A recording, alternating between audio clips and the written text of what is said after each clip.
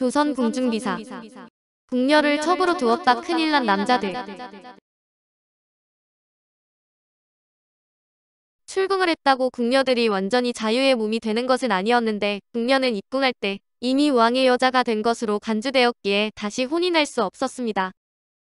궁녀를 해방시키는 취지가 혼인하지 못한 그들의 원한을 풀어준다는 데에 있는데 실제로는 전혀 실현되지 못했던 것입니다. 현종 3년인 1662년 4월 2일엔 승지, 김시진이 이를 지적하며 궁녀들도 혼인할 수 있도록 허락해달라는 상소를 올렸지만 현종은 환한 얼굴로 아무 대답도 하지 않았습니다. 김시진의 말이 옳았지만 받아들일 수 없었던 것으로 상황이 이렇다 보니 법도에 어긋나지만 출궁한 궁녀들은 양반들의 첩이 되는 경우가 많았습니다. 궁궐에서 방출된 궁녀를 취하거나 첩으로 들였다가 발각되면 유배형 이상의 형벌에 처해졌고 궁녀도 같은 벌을 받고 천민신분으로 전락했습니다. 그렇지만 출궁한 궁녀들을 첩으로 삼는 일은 조선시대에 심심찮게 일어났는데 세종 21년인 1439년 5월 15일 사헌부에서 별시위 이영림이 궁에서 나간 시녀와 간통했으니 차명에 처해야 한다는 상소를 올렸습니다. 세종실록 85권 세종 21년 5월 15일 임술 두 번째 기사 1439년명 정통 4년 궁녀와 간통한 별시위 이영림에게 두 등을 감하도록 하다. 사헌부에서 아뢰기를 별시위 이영림이 궁에서 나간 시녀를 간통하였으니 율에 의하여 처참하기를 청하옵니다. 하니 임금이 특별히 두 등을 감하도록 하였다.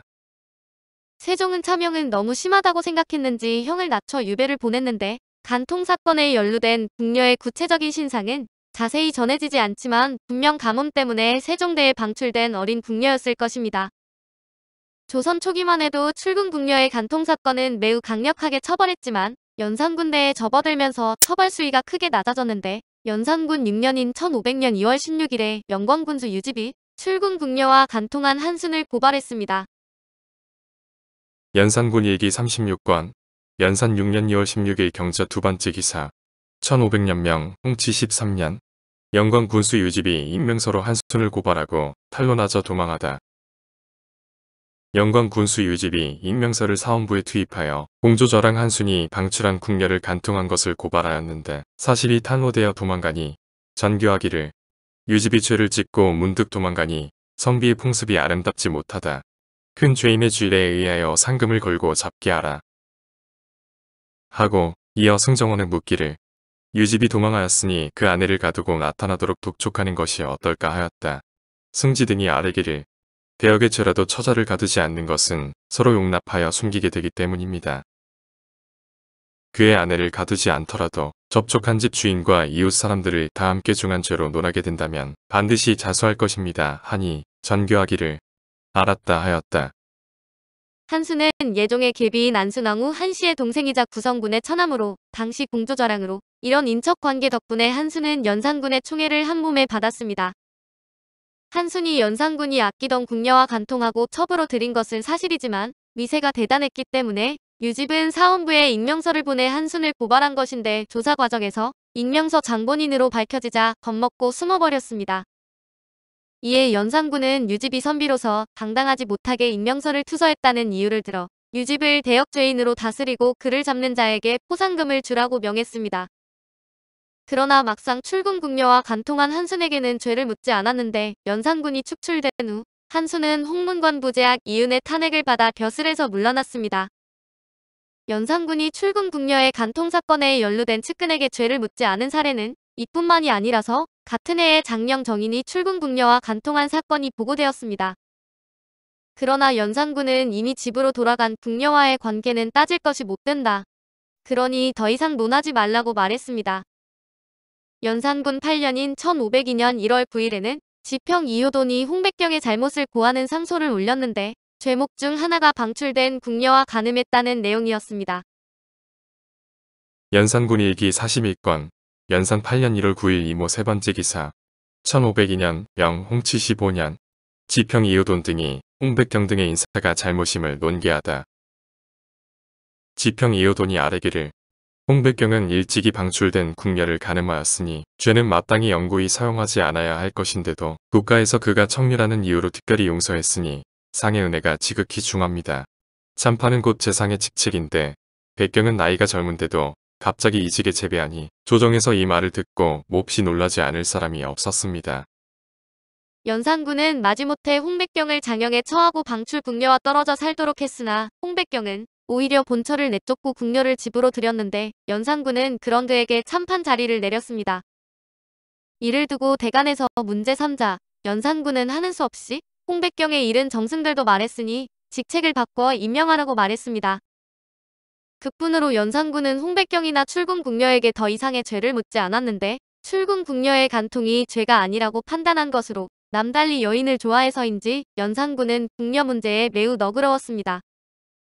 한편 출궁 궁녀와 한두 차례 간음하는데 그치지 않고 첩으로 삼았다가 발각되어 낭패를 당한 남성들도 많았습니다.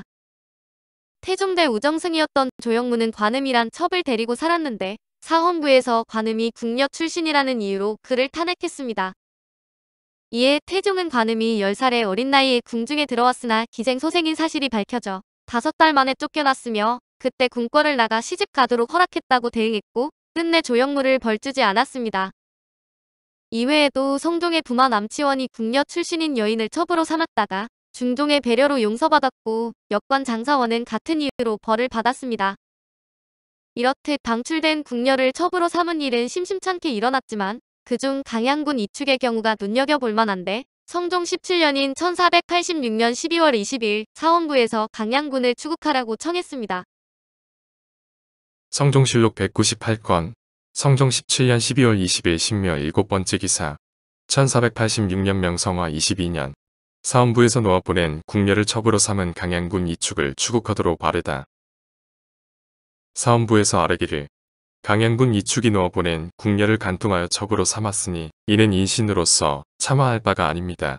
청건대 종부시로 하여금 추국하게 하소서.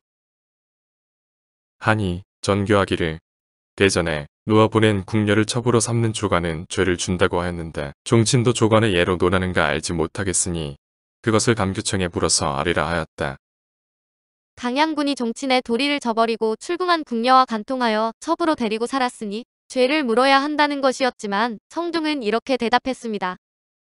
경국 대전에 놓아보낸 궁녀를 첩으로 삼는 조정의 관리는 벌을 준다고 되어 있는데 종친도 조관의 예를 적용하는 게 맞는지 모르겠다. 이를 감교청에 물어보고 아뢰라. 성종은 강양군의 죄를 면해주려 했는데 12월 28일 사간원 헌납 기모가 다시 아뢰었습니다. 경국 대전은 종친에 관해 따로 말하지 않았지만 종친도 조관에 포함되는 것 아니겠습니까?